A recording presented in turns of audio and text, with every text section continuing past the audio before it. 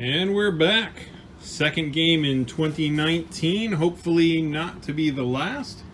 We're conducting this one again by FaceTime. Chris is about to tune in, but in the meantime, thought I'd go ahead and capture the initial setup of the board. As we reach the halfway point of turn one, the Axis have followed almost precisely the exact same script as last game because it worked out well, and I want to see what can diverge this time from the same start as opposed to last game.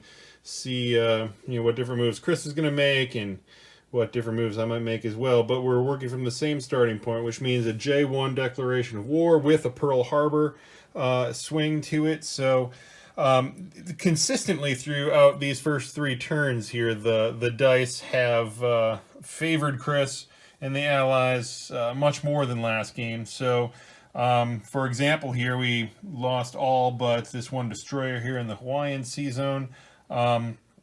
Without a scramble. If he had scrambled, it would have been even uglier. But anyway, we got that blocker, and we're playing here, it should be noted, with an updated set of house rules that we tweaked from the last game. If there are any important differences that present themselves along the way, we'll make note of them. A link will be in the description, the video description, to a copy of those rules, and they contain a version note that'll tell you what's different from the last set. This is rule set 3.0, and the one difference that makes a difference here is that we moved that destroyer, the Japanese destroyer that was in Sea Zone 33, has been relocated in the initial setup up to Sea Zone 6. Reason being that takes it out of range of Sydney and prevents that 50-50 shot that is so consequential if it hits, and that irked Chris so much last time that we decided to get rid of it. This is a way of making Anzac just a little bit stronger, just a little bit more of a nuisance, and kind of protecting it from being shot down so quickly at the beginning. So here again we see in the land invasion of the Philippines, for example, out of the four land units that came in with all that air support against a mere 3 units on the ground. There's only one left, so that's just an example. I'm not complaining. Things happen, variation in odds happen. It's just that so far the odds are swinging a little bit more towards the Allies this time around. Got rid of that battleship down there. Pretty much again same script in China. While over here in Germany, again, die rolls didn't go as well for the Axis, but still got done what needed to get done. Should take these off. To be noted, those Navy always get killed first round, and that's what happened here. Same build, carrier, sub, and destroyer. Over here, we get a both hit on 106, so the sub and destroyer go away, but the transport lives. And we take Paris with a mere 3 tanks left over, really kind of reassessing how much we're throwing in there because the end is coming a little too close for comfort. The German infantry spread out a little differently, not much though. I mean, they're certainly they're in range of going anywhere they want to go next round, depending on what happens and where we decide to take them. But see how the Allies react to all this on the rest of turn one. Okay. Beginning of round 2, and this is something we haven't seen before. This is the absolute worst that the board has ever looked for the Axis after the end of round 1 with a J1 declaration. We'll see why. It doesn't really show in the Pacific. So U.S. did not build everything in the Pacific. We'll see where they did build here in a minute. They threw everything down into the Hawaiian Sea Zone and brought everything up that Anzac could contribute to the party as well. While Anzac buys land units and continues to bide its time while it gathers bonuses. India and China both doing different things as well. So you'll see that you compare this to the last game we posted, and it is 100% better for the Allies. So every dice roll certainly broke their way. I mean, it's not to the ridiculous level of last year's game, but where the Axis got some good breaks last game, they all went to the Allies this time. Now, combine that with the fact that Chris has spent some time licking his wounds and learning lessons from the outcome of the last game, and deciding to change up his strategy in new and interesting ways, including some that we've just never seen before. So one mild example is that China got a little aggressive, took back Hunan, fought back along the borders a little bit there. Still ended up turtling in Sichuan. Don't get me wrong, that's always going to happen. But took an aggressive stance. Calcutta doing the same, taking out the leftover cruiser that was there and surviving because Japan didn't hit anything. So it's looking pretty healthy over here. Already moving everything it can to the Persian Gulf and the Middle East. Pursuing that strategy. Now you'll see here in Africa, Egypt is pretty underdefended, but that's fine. That's because it went crazy. Taking Tobruk, chasing the Italians out of North Africa and making sure they don't get that bonus again like they did last time. You'll see the UK, Europe also coming in from Morocco already in first turn because, yes, some transports survived as we saw. The Toronto raid went amazingly well this time around for the Allies, taking no losses. We've got a full carrier there, convoying the heck out of Italy already first turn. It's losing 4 IPCs this time around. Italy not really able to spread out hardly at all because it has a flank to protect. But what's that? What's that blue thing up in the left-hand side of the corner? That's right. That is at the end of round 1. That's the French in control of Paris. You notice at the last video we talked about how Axis needs to rethink its balance of forces in taking France because there were so few units left there in Paris. Combine that with the fact that I neglected to slide an AA gun into Paris as I usually do, and that allowed Chris to not only fly his plane in from London, but to paratroop the 2 infantry from London, take everybody from Normandy that I hadn't yet conquered, and yep, they took back France, took back Paris, got that bonus of getting a one-time bonus of 4 infantry. Germany finds itself in a position where it's actually going to be difficult to retake that on G2. That's going to have to be something that we give some serious thought to, and that's more than a little disturbing, I gotta say. Little weird things like activating Erie, who knows where that's going. Took out the battleship here in Germany with no hits to returned.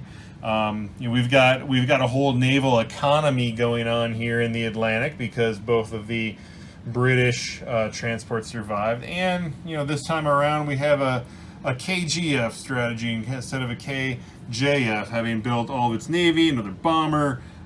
We've already got a sizable offensive potential here from the United States in the Atlantic at the end of turn 1. So really, again, polar opposite of where this game had gone last time around. So it's going to be interesting to see what the Axis can salvage on turn 2.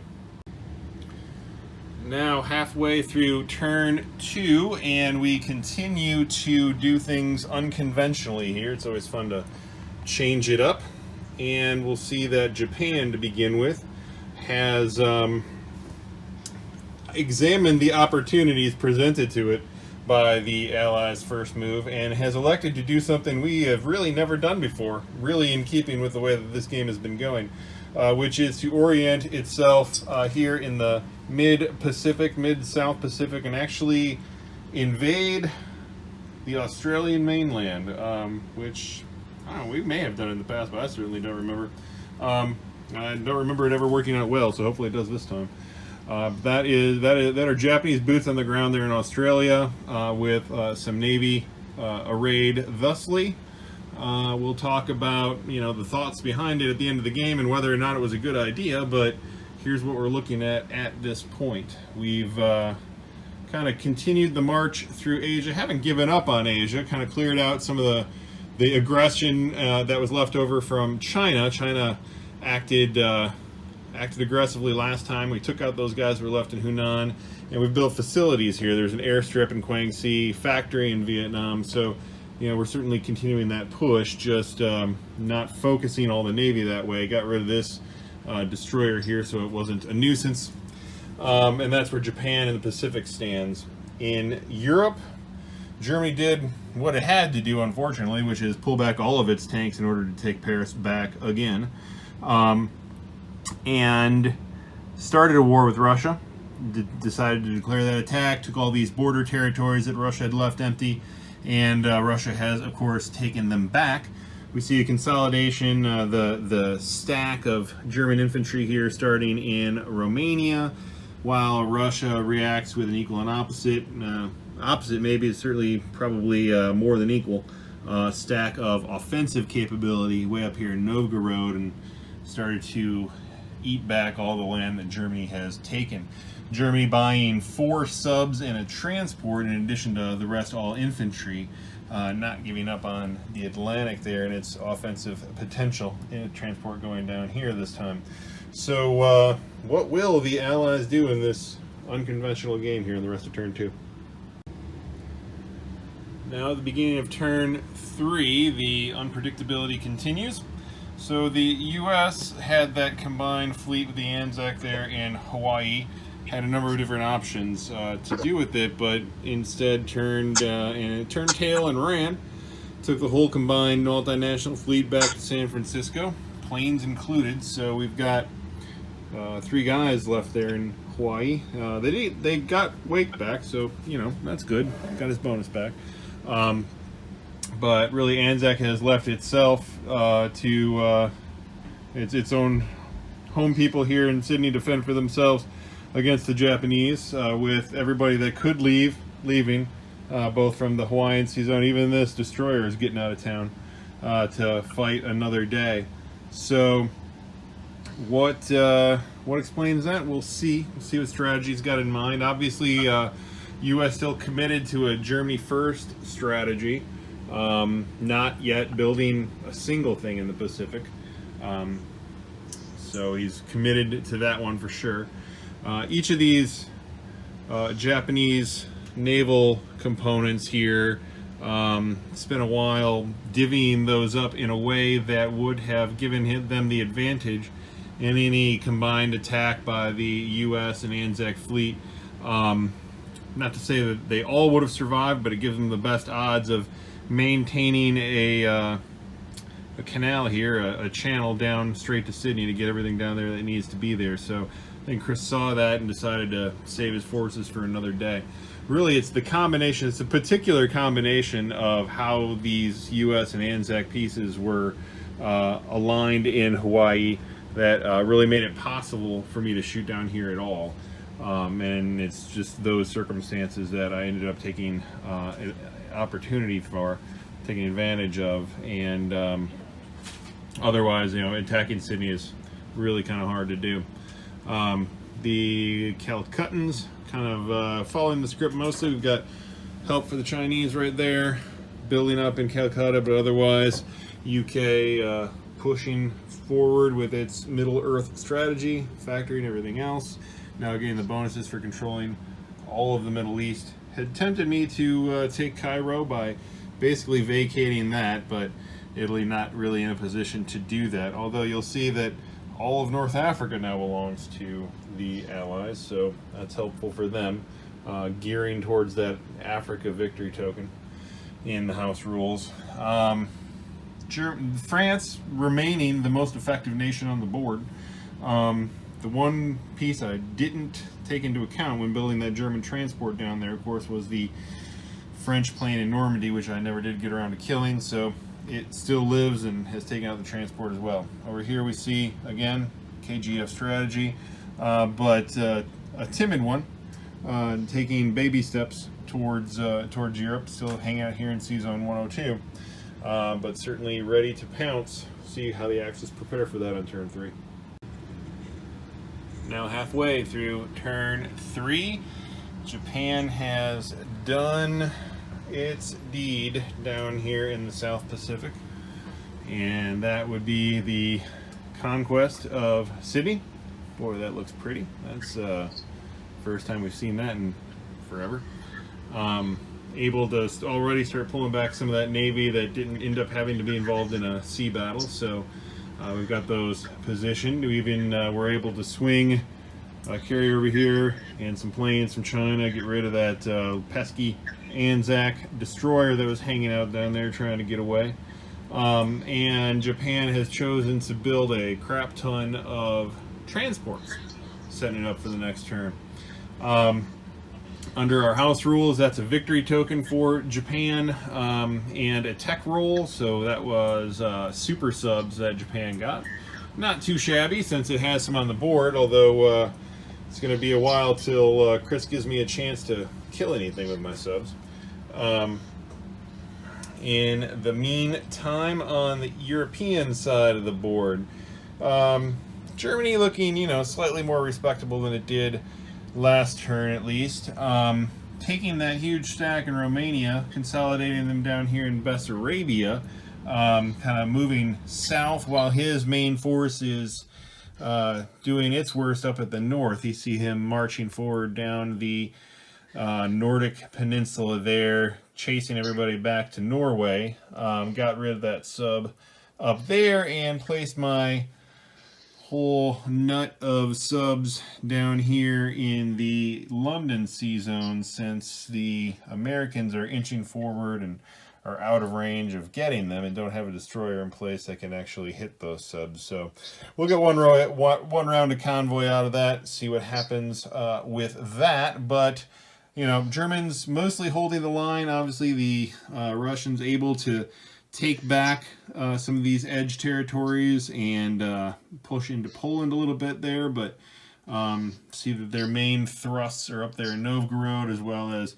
regrouping here in Bryansk, and now starting to, just on that last turn, build some infantry rather than the aggressive units that Russia has started out building. Chris has really, in the last several games, you'll notice, adopted a much more aggressive Russian strategy, but we'll see what pans out on the rest of turn 3. Alright, as we turn the corner on to turn 4, we see the U.S. continuing to treat the Pacific as an afterthought, committed entirely to that KGF strategy, not even really bothering to move these ships anywhere. In fact, the 2 planes that were in Hawaii went to the western U.S. They now are on the eastern side of the board, so entirely committed to the European map. Anzac also doing absolutely nothing on this turn. Calcutta doing really just turtling, although it's starting to get a little bit aggressive here into China, backing up the Chinese forces there a little bit, as that's really the only backup that they've been getting so far. But on the European map, boy, the UK is blowing up, really one turn away now from that Africa token.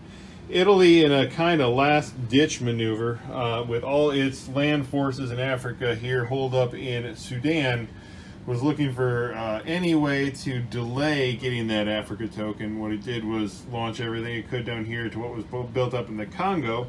Odds were against it, but I actually took the Italian bomber from Rome to throw that in there to kind of even the odds a little bit.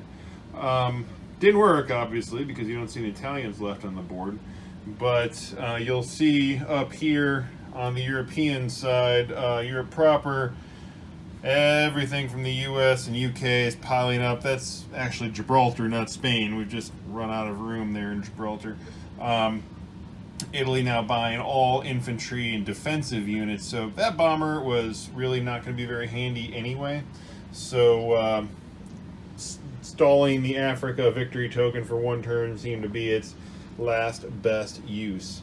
So Italy now starting to retract a little bit, defend the homeland from the inevitable invasion, while the US and UK seek to close the grasp on Europe as quickly as possible, realizing that the Pacific is lost to them, so doing what they can to balance it out. Can the Axis bounce back, repulse this invasion, and continue on to its second victory token on turn 4.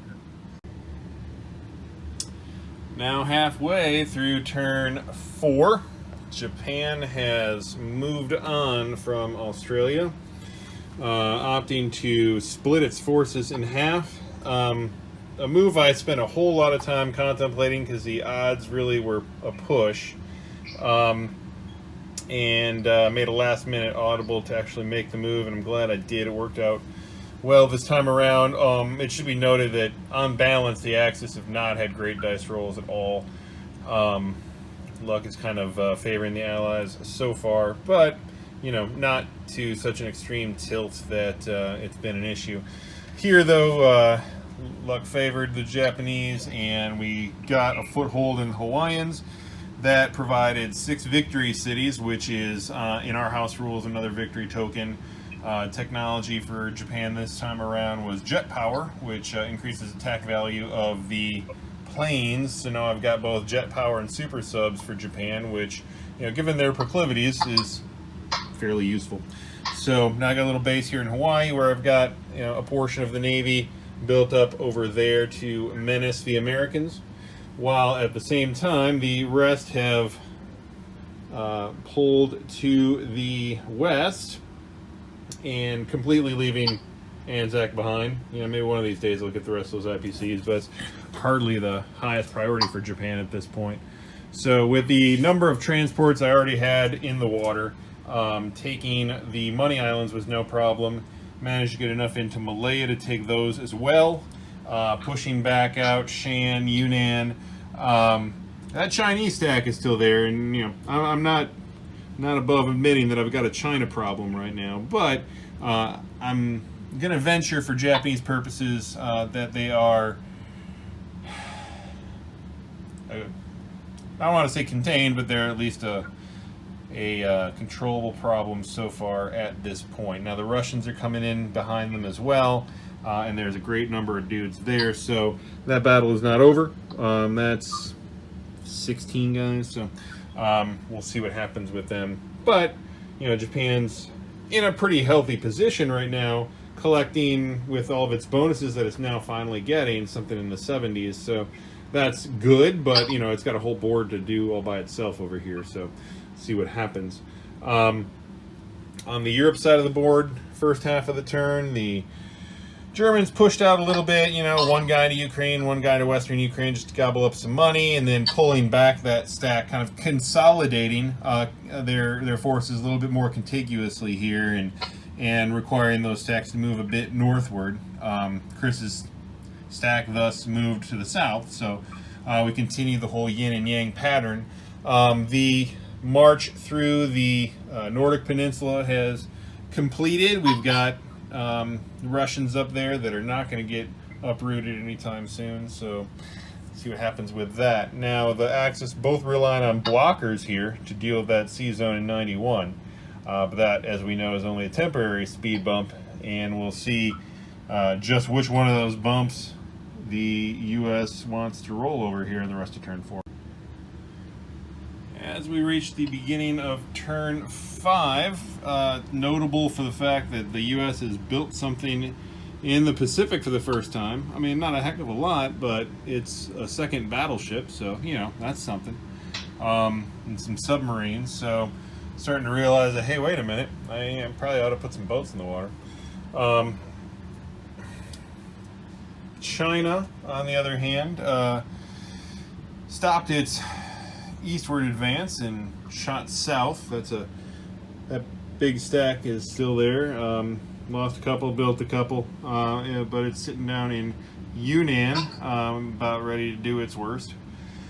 And while Calcutta bides its time, turtles as much as possible, hoping that the Japanese don't come knocking on their door next. So those are the sides of the boards that, playing that side of the board makes me excited. On this side of the board, always makes me want to quit.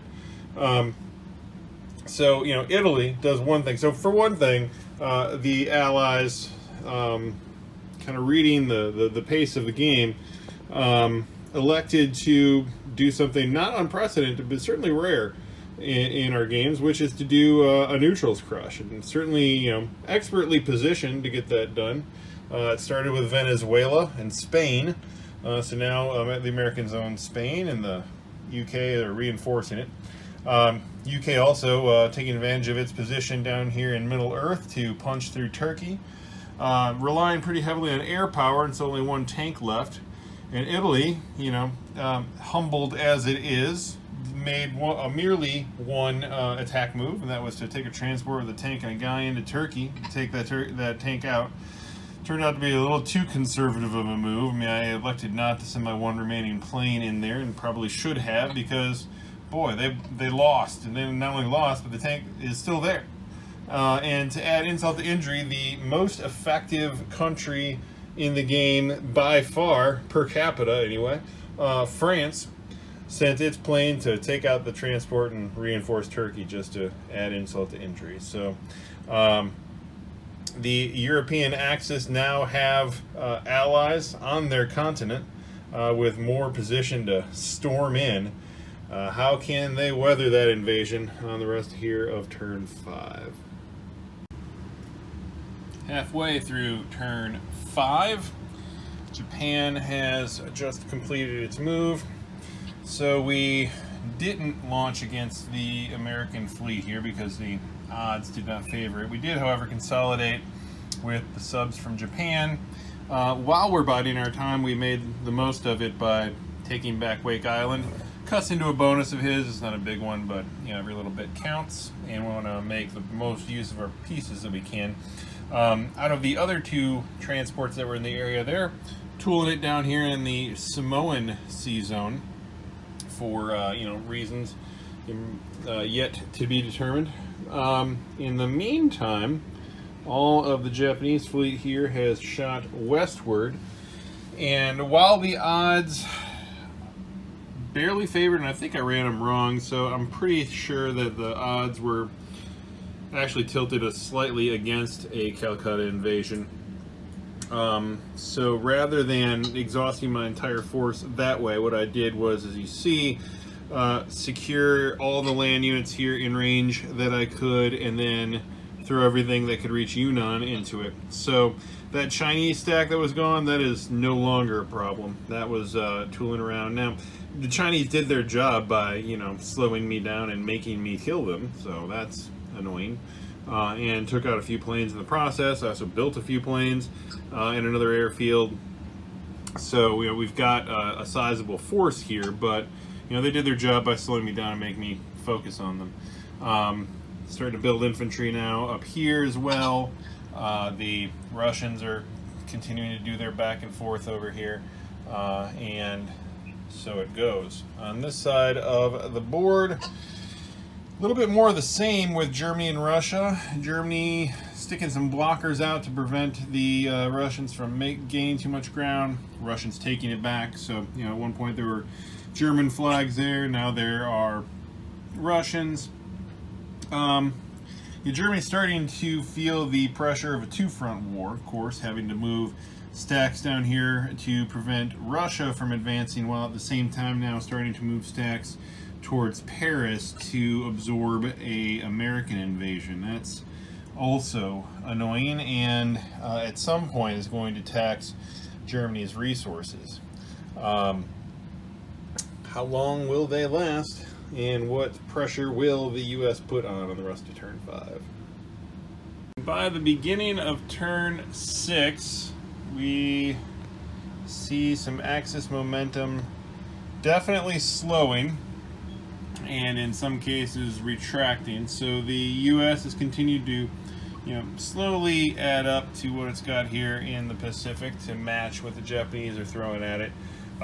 This is the consequence of going, I think, too late last night, which is I miscalculated this transport move, that Samoan move that was going to be really cool and unprecedented, but unfortunately I left those transports within range of a U.S. sub, so wow, that was unfortunate.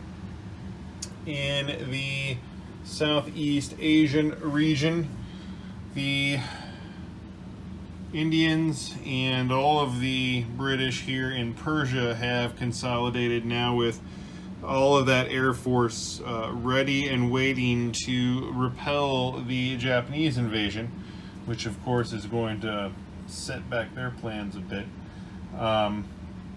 which means that momentum is stalled on this front as well. So rethinking whether I should have just gone for India last turn. I think we'll have some conversation about that. That may have been that last Japanese round may have really contained some crucial mistakes that slowed down the Axis momentum, and we're going to have to contemplate that, which is really would be a shame to be a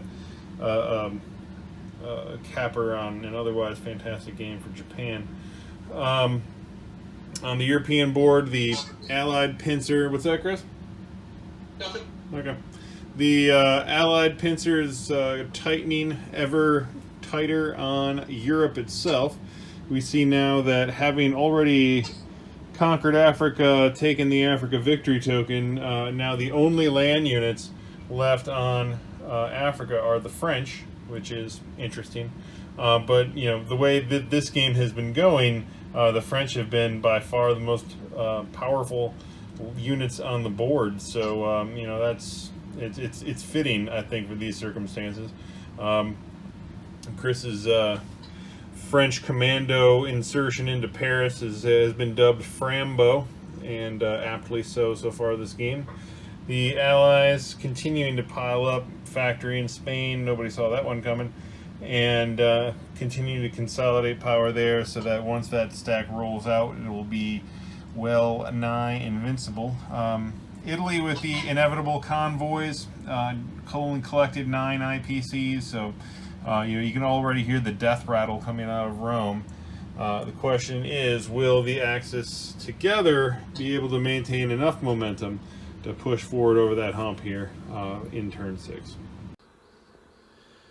Halfway through turn 6, Japan has done what it can do, and that is basically to position itself, because that turn, a couple turns ago, where I took Hawaii, when we broke out of Sydney, it's really apparent that misallocated that. The shot to Hawaii, although in the short term successful, getting me that victory token and you know, putting pressure on the U.S. and all, while it accomplished that, it didn't leave me with everything that I needed to get Calcutta done right away. And as a result, this is now the second turn that I haven't been able to launch into Calcutta, even though I'm physically able to, because I just don't have the units in place to support it. And Chris was able to, I mean, primarily through all that Air Force that came in last time, but when you've got 5 planes, 3 TACs, and a bomber, plus all these infantry keeps building every turn, that wall just keeps getting higher and higher and harder to jump over. So now it's true that has drawn support away from the Middle East, which could have been going towards Europe, and so in that sense it's successful, but not in the sense that I'm able to actually take Calcutta this turn. And you know, we'll see how things go, but I'm not building up that potential nearly as quickly as I'd like to. In the meantime, Russia is so confident in Europe, and we'll see why in a minute, that it is now sending its builds all the way towards China. Because why not? What else are they going to do? They're not needed in Europe, and we finally have activated the Mongolian rule, sent these guys down into Manchuria just to give Japan one more front to be concerned about. Spoiler, we're not that concerned about it, but it takes away IPCs and makes me have to do something about it. That pressure on the U.S. we talked about has had to pull back because of everything the Americans have built up there, which is, over the past couple turns, another battleship, another full carrier. They've finally taken the Anzac planes off the carrier, which means their carrier can actually accomplish something now. And you even got a little sub floating around down here, having killed my little South American expedition. So, yeah, the U.S. has had to invest in the Pacific. The U.K. has had to invest in Calcutta. So that's something, but it's not everything I would have liked. Over in Europe, yeah, this is the part that just makes me want to quit and call the game right now, because you know, Germany is doing what it can, Italy is doing what it can to hold off the invaders, but you know, it's just a fortress mentality at this point. And as we've seen in every game, a fortress mentality only lasts so long. So, you know, Europe's strategy right now is to survive long enough for Japan to make a difference. And while Japan has, you know, 2 victory tokens already and is, no, 3 victory tokens, 2. Well, it's knocking on the door of both of the other ones. But that can be enough. That's a big question. So we'll see how hard the Allies press their advantage in the rest of turn 6. We've made it to the beginning of turn 7. The Americans continue their build-up, having swung another carrier over from the Atlantic and put its Anzac planes there. So now 3 carriers, 2 battleships, and a whole mess of other stuff piling up there off of San Francisco.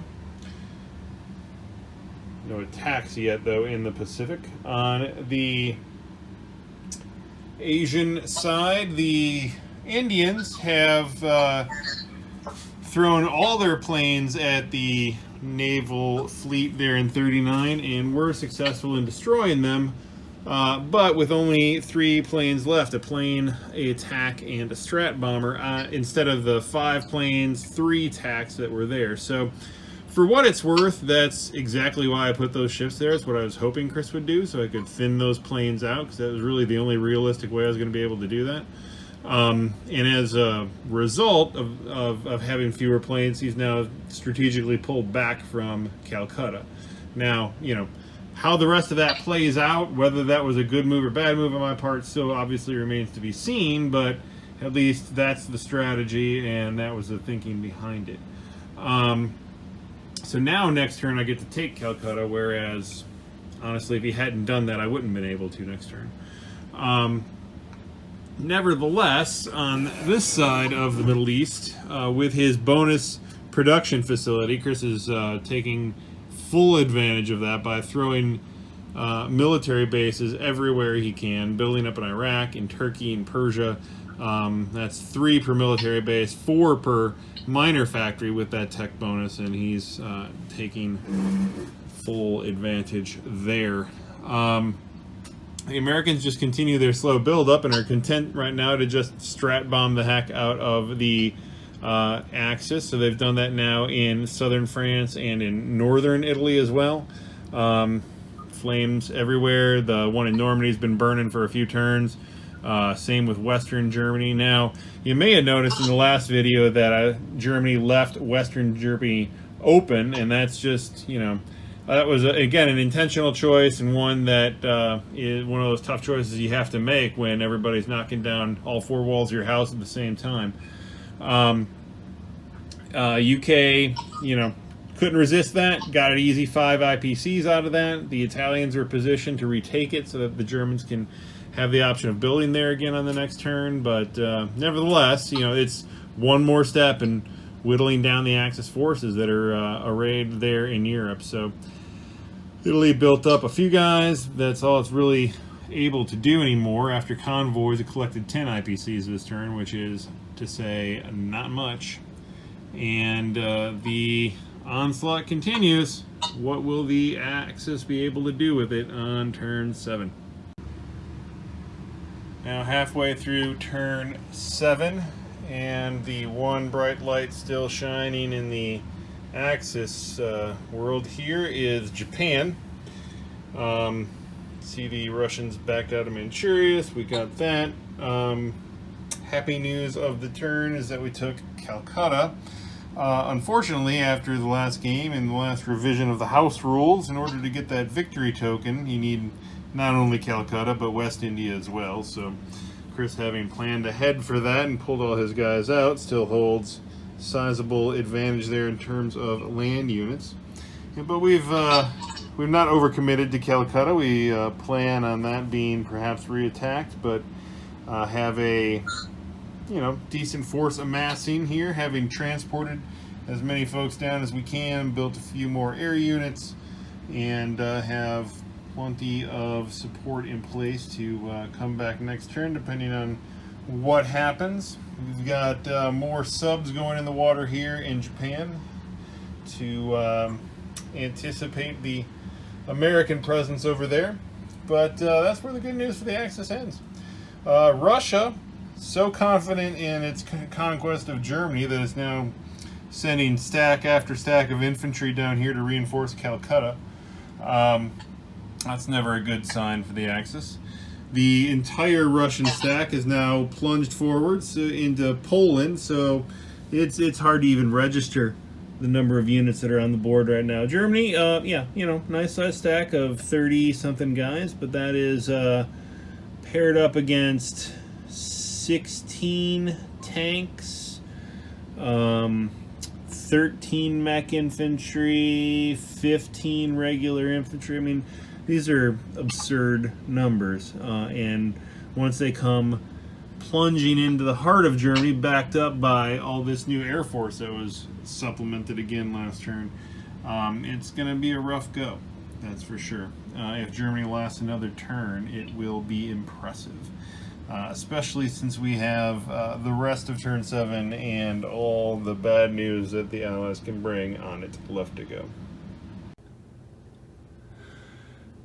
We reached the beginning of turn 8, and the game has shifted so dramatically that we're now even on a different board.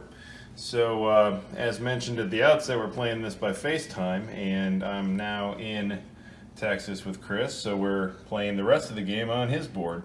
The first thing the Allies have done here is bring all the U.S. units down, and Anzac as well, down to Hawaii, retake that. Chris's intention had been to send the Anzac cruiser to Midway to block the subs, but remembering that cruisers don't block subs, so pile them up Hawaii anyway.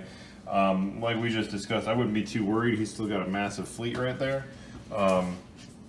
especially compared to what Japan has right now, but so only a minor factor in how that naval battle is going to play out. Calcutta taking back its capital, but again, just kind of tit for tat, only with enough to capture it and not hold it. We got saving the rest of the reinforcements back here in West India. A word to those watching at home, you're going to see a lot of different pieces here because Chris has some different molds than what I use on my board. And see, he's also got his nice fancy printed board here as opposed to my out of box. So these little units here, for example, are military bases. The production capacity down here in Calcutta has been reduced to a military base because it's changed hands so many times.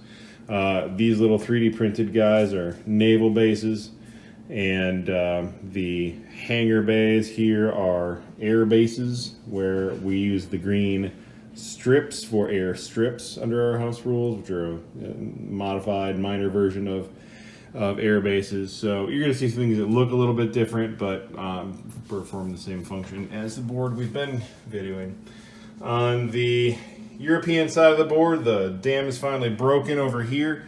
Now you'll also notice that Chris uses these mobile breakout boxes as opposed to the way I stack the pieces. So that little piece right there signifies a whole host of Americans, and all these Brits went into southern France too, just to reinforce them on the British turn. So, you know, just in case Chris is worried about 11 infantry and 9 tanks and such not being able to withstand the counterattack of the weakened Axis forces, he had to pile in a little extra just to be safe. But we also have the Brits taking Normandy and Holland and just doing their worst. What's there in Paris is in this box up here, which is, you know, not an insignificant force, but perhaps not the same caliber as what's coming at them from the Allied side.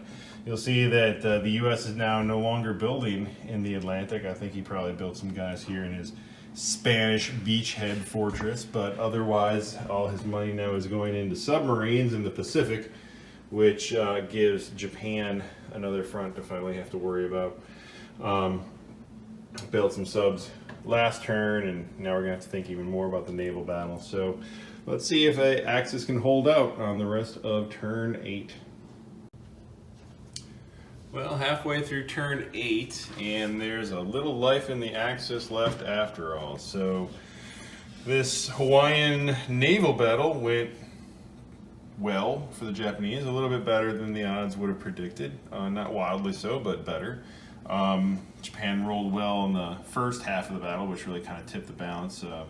U.S. made up for that at the end of the rolling, but the net result was some subs left for the Japanese, got rid of the entire American and Anzac Navy that was there. Certainly a fair number of planes left in Hawaii, but with subs and a destroyer back there, not much power projection for them. So things are calm in the Pacific for the time being.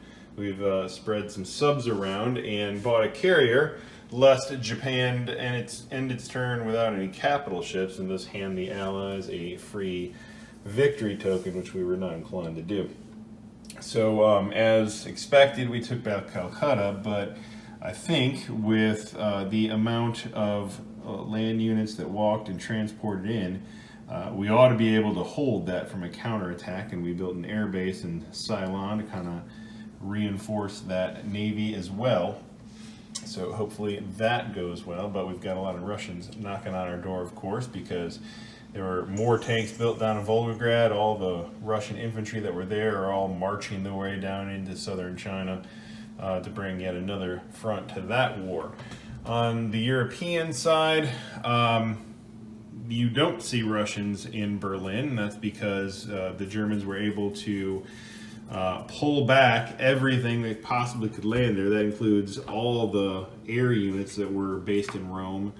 Even the bomber came back to defend. All the tanks that were in Paris, all the infantry that was in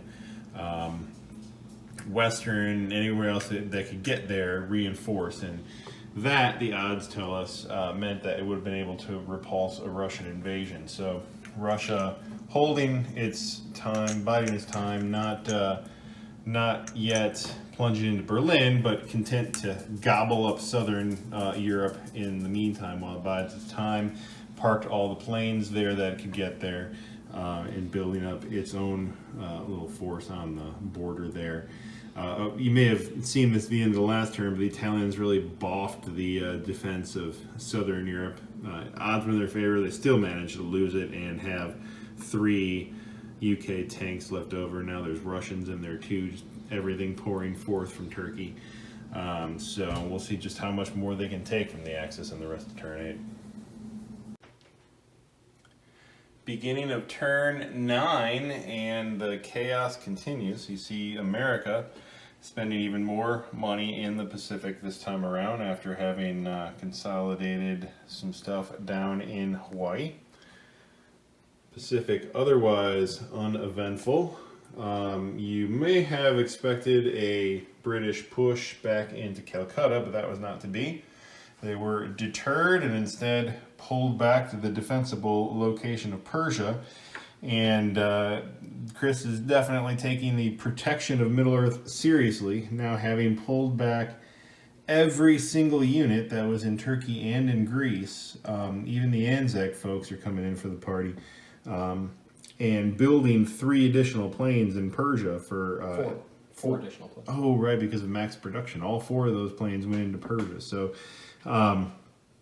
that is an all-out commitment and investment in the Middle East, the Middle Earth strategy with this Japanese horde knocking on its door. We see even the naval units here from the Red Sea being pulled in to act as blockers to prevent this amphibious assault from launching into this Middle Earth stronghold. So again, absolute commitment to this strategy here from the British.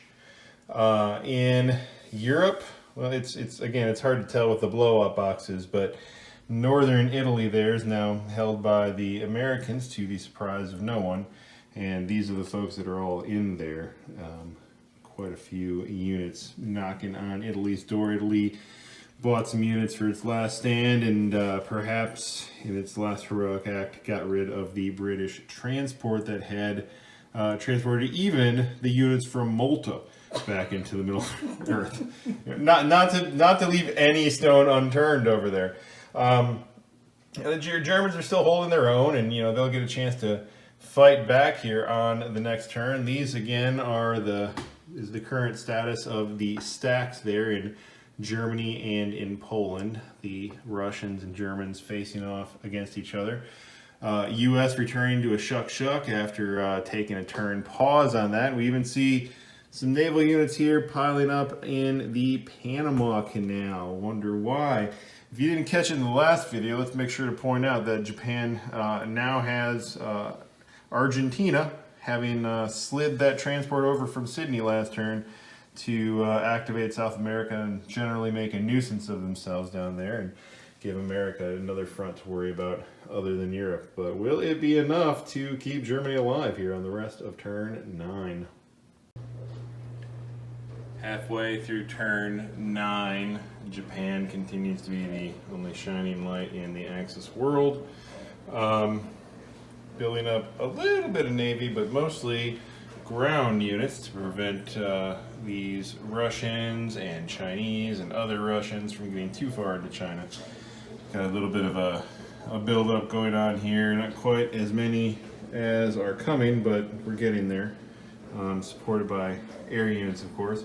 Built a lot of infrastructure with Japan this turn. A minor here, a major in Calcutta, and you'll see where else. But we've been sorely tempted, but held back the temptation to pour everything into West India because the counter-strike ability here is pretty strong, and I'd have to dedicate everything to West India to have even the chance of holding it. So instead, what we've done here is spread out in a number of different directions. Got rid of the naval units that were there.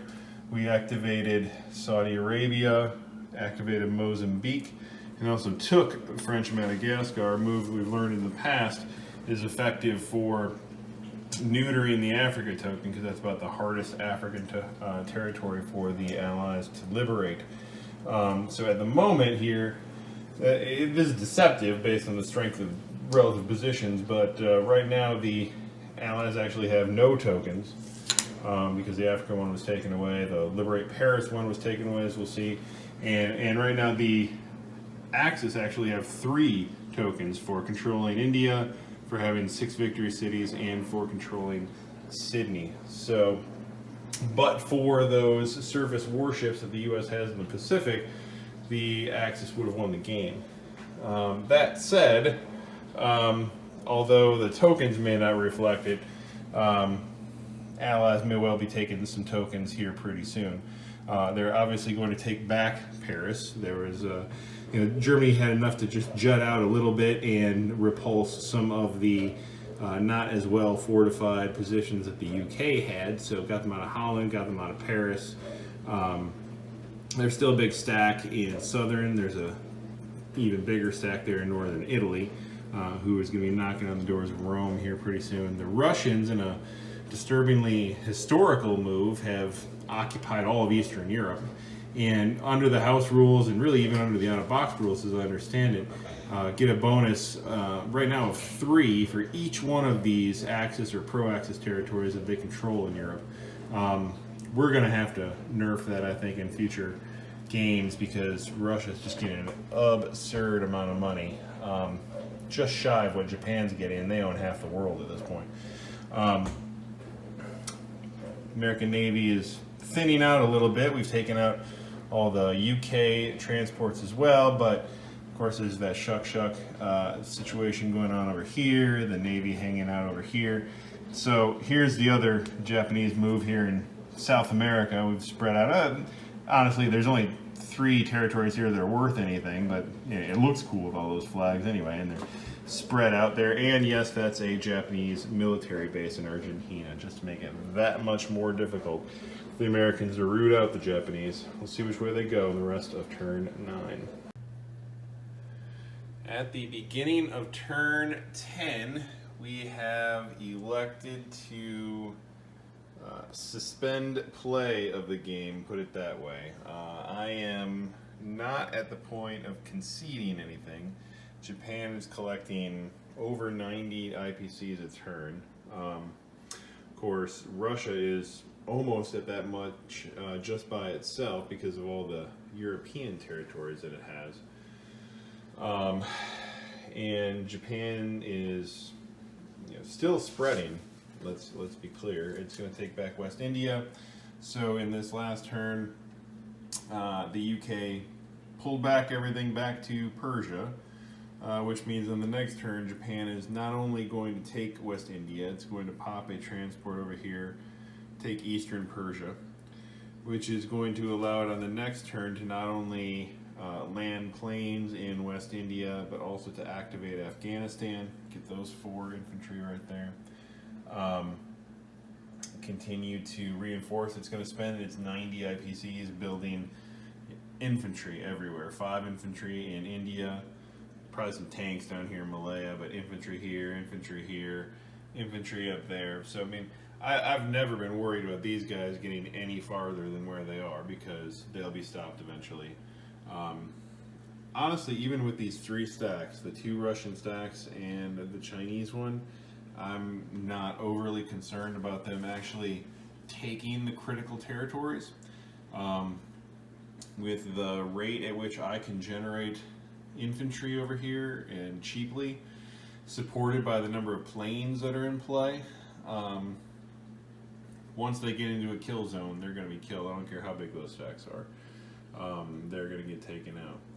Problem is, that requires me to keep my planes here in Southeast Asia to go in any which way direction that I need. So I can't power project deeper into China, deeper into the Middle East, deeper into Russia, or into the Pacific, right? Because these planes are also here in Guangxi for a reason, where there's an airstrip, so they can get onto this carrier and support a navy that's going to get built up, which needs to start happening. U.S. is again spending money in the Pacific.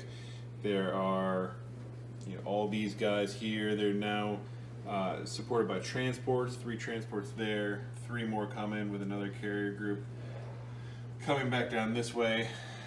Not anything Japan can't handle in theory, because it's already handled it once, right? It's eliminated a fleet of greater size than that, I think, twice already this game from the Pacific. In the meantime, owning all of Anzac, reaping those IPCs, getting the tech propaganda, which we got last turn for taking West India, which just gives it even more money. And so there's never any threat of the U.S. actually landing anywhere or doing much real harm, just requiring me to spend more and more IPCs over there, which means less in Asia. Ultimately, Japan's going to be the only country left in the game. So when we've dropped things here in Africa, which was going to be a nuisance to him, I could bring a plane down here to support Mozambique and keep him from routing me too quickly. I had a transport on its way over here from South America, which was going to activate Angola, give the British even more to deal with here in Africa. But once again, the most effective country in the game, France, Frambo, in the very last move of the game, has taken its destroyer here, shot it over, destroyed that transport when I wasn't looking. Made a couple of late night dumb moves this past turn, so that was one of them, keeping that transport within Frambo's range. The other was moving those German subs down one too many slots. I miscalculated how far these ships in CZone 92 could get, right? They can go 1, 2, 3 to get where they were, so I shouldn't have brought them down so far. I should have done what I originally wanted to do, which was put them in 119, maybe do a little convoy. But in any event, they had been up there the whole game, basically power projecting and deterring him from bringing a navy up this way, at least giving him more reason not to. But they got too far out of range. All that meant was he was even more free in the Atlantic, and he was getting a bonus now for having no subs. South America, this is just fun, having all these Japanese in South America. So the next turn, they were all going to retract back to Argentina, where I had built this military base, going to add even more infantry. Now, the U.S. has been required now to bring this entire naval dispatch here, all these transports, 4 transports full of land units to take back Brazil, built a military base in Venezuela. I mean, come on, when did that happen? But that did what it was supposed to do. It distracted the U.S., made it invest resources in places other than Europe and the Pacific. But ultimately, that's a sideshow. I've got to put resources in there now too to fight him off, and it's not an ongoing money sink for him. Last turn, the U.S. did in fact take Rome, as really everyone expected. So technically speaking, right now we are tied in victory tokens. There are 2 for the U.S. For taking Italy and liberating Paris. There are 2 for the Axis, 6 victory cities and Sydney. I'll take this India token back this turn. He'll eventually take the Africa token back, which is missing, but under the house rules, not only do you need 4 tokens, but you need to win by 2. So there's nobody going to win a 2 token advantage here anytime soon within the next 5 turns. Germany is still stacked beyond belief. Poland is stacked, but Russia has not been keeping up. Russia has not been reinforcing Poland at the same rate that Germany has been. So, meaning Russia's not going to take it anytime soon, but not that he really wants to. He wants to gobble up Germany's resources, and he's bombing Germany into submission. That's a full 20 damage to that factory right there, that industrial complex, which is what that piece represents on Chris's board. On mine, that's a minor factory, but in any event, it's completely shut off, which means every turn I'm building less because I have to heal more and more damage. These folks that are in northern Italy and southern Italy, which are these 2 blow-up boxes right here, southern France and northern Italy, are going to march back up to Germany. The stack of American tanks is going to march back up to Germany. So nobody's under the illusion that Germany's actually going to survive indefinitely. They're going to fall within a few turns. And in the meantime, Japan is very much alive, very much maintaining its fronts, but probably not advancing very far. And once Germany falls, we've got 3 major powers all investing all of their resources into Japan. Eventually, there's going to be cracks in the armor, and 6, 7, 8 turns from now, Japan will fall. Or at least, not necessarily fall, but he'll get the victory tokens that he needs in order to win the game. So, likely this would eventually be an Allies victory. Again, I'm not really prepared to concede that, but 51-49 odds maybe. But we're not there right now. After 10 turns, we're just stopping play because we're gonna clean up the board and start another game tomorrow. Chris, final thoughts? So, my overwhelming thought here is Wassam is just being a gigantic baby by not conceding. Because he even admits that within a few turns, he's gonna lose the game, which by and large you call that time to concede. Because we could sit here and play another 24 hours and the inevitable is gonna happen, because Europe, as he said, is gonna fall. I am bombing them into submission. 20 damage every turn. Every turn, Germany has fewer and fewer territories, and there are more and more troops coming. I'm not in a hurry to get that token. I will get that token because I need to use those resources in other spots to just make sure we're controlling threats. This is a joke. Nothing's going to happen in South America. Even if he tries to stack those forces, I could bring more guys down and then bounce them over into the Pacific 3 or 4 turns when I actually need them. He's a nuisance in Africa. It's going to take a turn or 2 to weed him out. Yes, he owns Southeast Asia. I'm not going into Southeast Asia and conquering Southeast Asia and weeding him out anytime soon. Everyone knows that. But by the same token, he's not going anywhere. He's not getting into the Middle East. There are tons. There's 10 planes there and a TAC bomber. There's 25 guys, and I'm building 4 planes every turn. So it's not like he's going any further up there. There's plenty of defense to stop him from taking any of China, so that as I clean up Europe, he's not progressing. And the U.S. continues to dump resources into the Pacific. We already now own Hawaii. We're going to take back some of these other bonuses to start building up. We will start generating troops out of that military base that we'll use to island hop to get the island hopping token. Yes, he can build up a navy. That means he can't build up and go any further down here. So I'm not worried about a couple of guys here or a couple of guys there. This is a stalemate. This is going to be an Allies win, and then everything else will come over here to make this not a stalemate.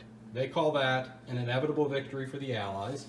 If the Allies get to game 10 and the board looks like this, unless I start smoking crack and just throw the game, this is a victory for the good guys. Say it with me, Wassum's a baby. Everyone can comment in the comments whether or not you think this is a 51-49 game like Wassum thinks, or whether you think this is a clean kill and it's just time to go to bed and play again. Thanks for watching. Good game. Brian, enjoyed it. Lots of fun. We'll see what happens tomorrow. Now, tomorrow, you're going to want to watch the next video. It's a group game. We got a couple guys coming in. We're going to draw for teams. Haven't had a lot of those videos, so I think you're going to like it. Out from the abandoned monitoring station.